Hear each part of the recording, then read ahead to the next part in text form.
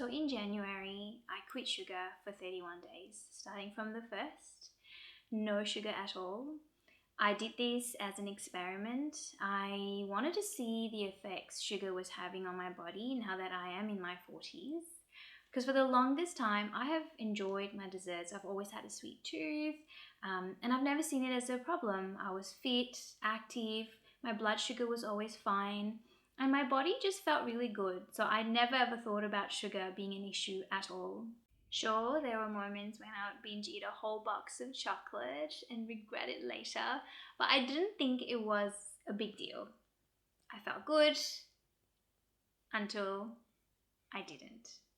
I'm turning 44 in a few weeks, and over the last couple of years, I've noticed that subtle shift. My PMS has been getting a little bit worse. I'm more bloated. My sleep has been getting lighter, and I'm already a light sleeper, so this especially annoys me. The weight is starting to creep up, especially around my belly, and I'm just not feeling as great as I used to. I'm craving sugar a lot more than normal as well. More than that, I've also noticed my blood sugar starting to creep up over the last year. It's still within the normal range, but I know where this road leads to. So these are some of the most common early shifts in perimenopause. I didn't think I would be going through it so soon, but here I am. And I know that this phase makes us more vulnerable to insulin resistance. I have tried cutting back on sugar many times before, successfully, but then slowly that habit of having something after lunch or, just enjoying a dessert on the weekend started to creep back in. It would start off weekly, the next thing I know it was every other day, and then all of a sudden I'm back to on autopilot, having sugar, just needing some sugar straight after lunch. So I will go back to just feeling frustrated and overwhelmed. But if there's one thing we shouldn't do is to give up, right? So I'm like, I'm going to keep trying. And I decided to ride the New Year motivation wave. 1st of January, no sugar at all. I didn't do the whole, I need to eat a whole heap of dessert the day before, which I sometimes would do, or even prep and plan for when I struggle. I just went all in, not really thinking about it. I just ripped the band-aid, and I'm so glad I did. Quitting sugar didn't just change my body, it showed me something much deeper about my habits, my nervous system, and the story I've been telling myself for years. And that's what I really want to talk about in this video. A few months earlier, I was at a dinner party and I was enjoying my dessert when I noticed a friend wasn't having any. So I asked him, half joking, you know how you do, "Oh, you're not having any dessert?" And he just looked at me completely casually and said, "I don't eat sugar." That's it. I was expecting a complete negotiation like, "Oh yeah, I want to, but I can't. I'm trying to be good." Or sometimes you just wait for someone to ask you and you just go, "All right, fine, I'll just have a small piece." But there was none of that. So clean, so simple, no drama, no internal battle. I remember going home that night thinking, that's not willpower. That's an identity. He's not resisting sugar because he's someone who doesn't eat sugar. So simple. And then it got me just reflecting on how often we all box ourselves into an identity and let it shape who we are. Think about how often you say things like this. I'm not a morning person. I'm bad with routines. I don't have the discipline. I'm not flexible enough. I don't have time. I know what to do, but I just can't do it. We say these things so casually like they're facts, but they're not facts. They are our identity. Think about it, right? An example is, if you say you're not a morning person, How often do you, with good intentions, put your alarm on and then end up hitting the snooze button so many times to find yourself just waking up at the time that you normally would? Or you try getting into a routine and then you say, oh, I'm really bad at consistency. And then every time you try to create some routine in your life, it's not in line with what you believe you are. So then there is this constant internal resistance. This is why habits don't shift or change, because it is not in line with who we believe we are. Our actions and who we are do not match up. You are trying to act in a way that contradicts who you believe you are. And your identity will win every single time. So even though I didn't prep for this no sugar for 31 days, I did go into it with one thing that I was going to focus on differently this time: shifting my identity. But of course, it's never as easy as that. You are going to be facing resistance and pushback because you've carried this identity for a long time and your actions always match that. So on one end, I've got this identity that I want to shift, but my actions also need to line up with it. It's kind of like a bit of a paradox. You want to change your identity, but you need to change your actions. But if you want to change your actions, you need to change your identity. So there's one layer that I needed to peel back and work on, and that was my nervous system. Your nervous system has one main job: to conserve energy and keep you safe. It does this by favoring what's familiar and predictable. It doesn't think in terms of goals, logic, or long-term health outcomes. It doesn't care that something you do right now might be better for you in the future. What it responds to is familiarity, because what's familiar is safe.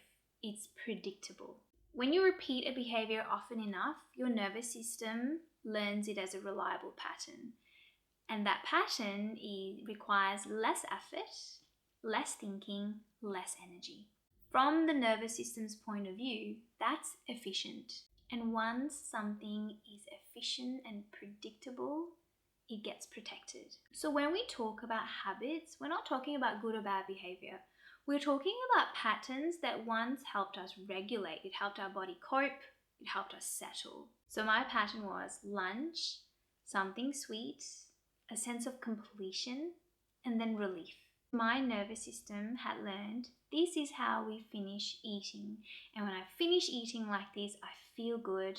It makes me feel complete. So when I took sugar away, my body didn't respond because sugar was gone. It reacted because that pattern was not there anymore. And that's a very different thing. So once I could see this pattern clearly, I could then work with it.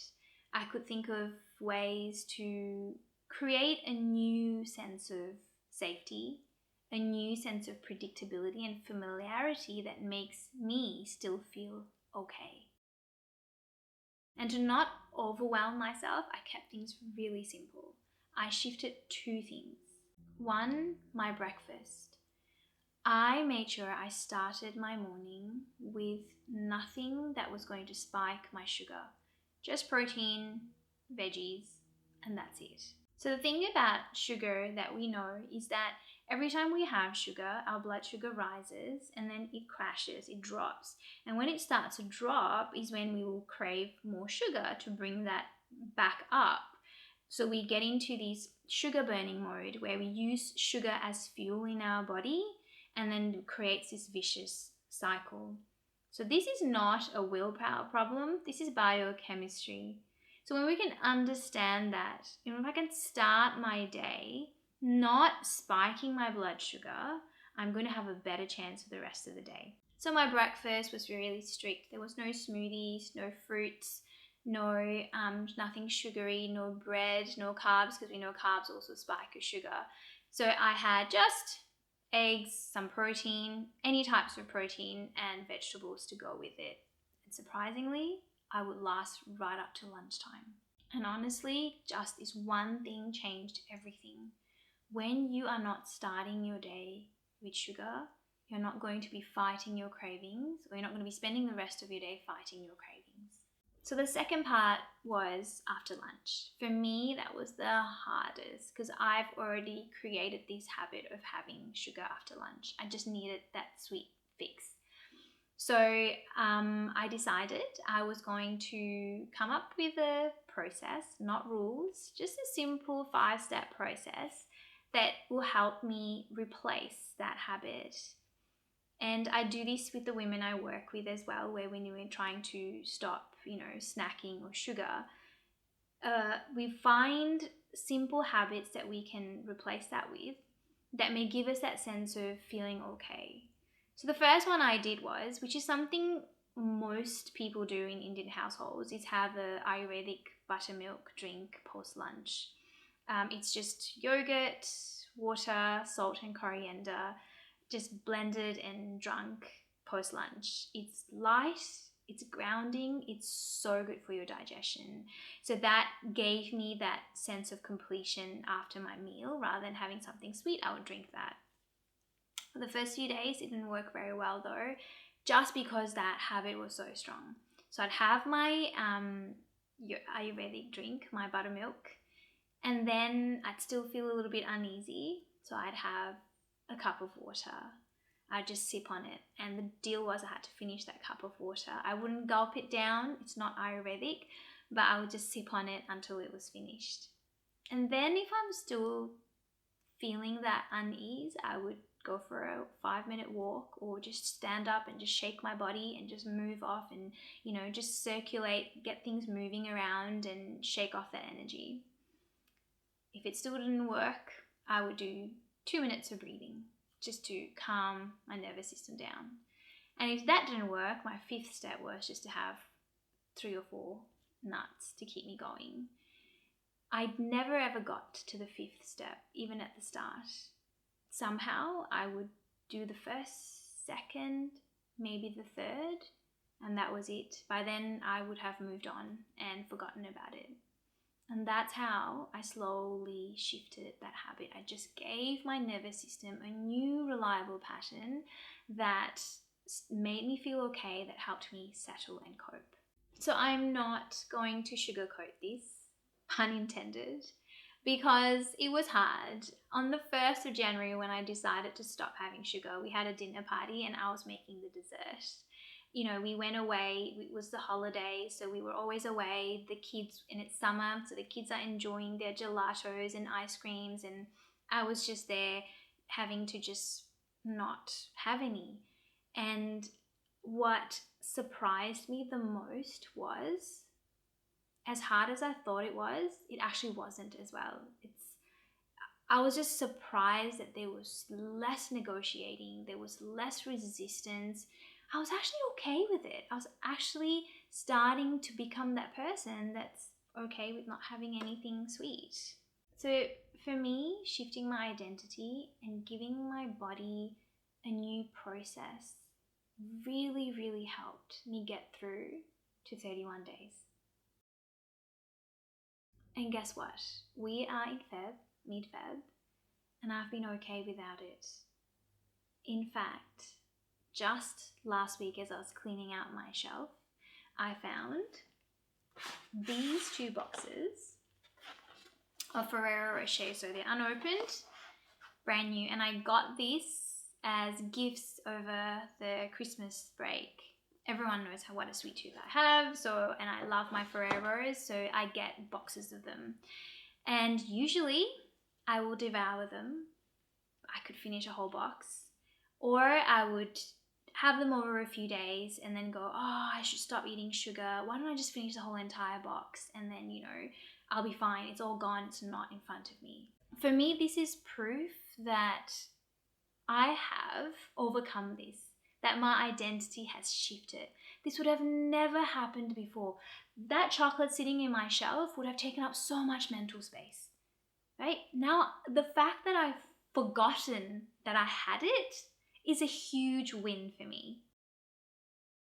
So I'm sure you're also curious to know how I'm feeling in my body. So here it is. My PMS has reduced. I'm not as bloated as I used to be anymore. I'm pretty sure I've lost a little bit of a few inches around my waist because my yoga pants don't feel tight and my clothes just feel a bit looser. My skin is clearer, and that's something I never even, thought about, but much better skin. My energy levels are great. My sleep is still light, so I haven't really noticed a difference there, but I'll take all these benefits. I'll take them. They feel great. I feel like my nervous system is happier too, and I feel liberated. It's such a great feeling to not have something take up so much mental space and have a hold on you. So I feel that shift in identity, that then, having actions that supports that shift, and then feeling good about it after just makes you want to keep doing it. So in the end, as I reflect back, this video wasn't really about sugar. Yes, sugar was the entry point, but what it did was it showed me habits and patterns and stories I've been telling myself that has subconsciously shaped who I am, that have shaped my actions as well. Most of the times, we are not choosing our habits consciously. We're living out the stories we've been telling ourselves for years. I hear women say these things all the time. I don't have time. I'm an all or nothing person. I don't have the discipline. I've tried everything. And these beliefs quietly shape what they do and what they don't do. So one thing I realized is that change doesn't start by doing more. In fact, less is better. It starts with just becoming aware, knowing what your patterns are, what are the stories that you are carrying and never been questioned, right? But just living with, and your actions are always validating that behavior. So a great place to start is to spend a week becoming aware of what you do. Track everything, what you eat, how you spend your day, how you feel, all that for a whole week. So you can uncover those patterns or those behaviors that are holding you back, and that will help you realize what is your identity? What are you carrying with you that's not serving you well? Then once you can see the patterns, you can start to make shifts. That's when real change, not just, one-off change for 2 weeks or 21 days, real change, real lasting change can happen. So this year I'm running a 12-month experiment with myself. For 1 year, shifting one habit, just one habit every month. So my motto is doing less but better, because I realize I'm the type of person that will try to do too much. That belief, that all or nothing belief, yeah. So for me, I need to shift that as well, because I know that when I start doing something, or if I keep adding more, I will end up getting overwhelmed and I'll be back to where I started. And then it'll be the end of 2026 and I would still be nowhere better because I tried and I just gave up. So I'm trying to see if maybe this might be a better way, that by the end of the year, I might have 12 habits or things that I've explored that will really help shift and change my life, or change my year at least. If this resonated, I'd love to know what identity are shaping your habits right now. And if you want to follow this slow, grounded, 12-month journey with me, please feel free to subscribe.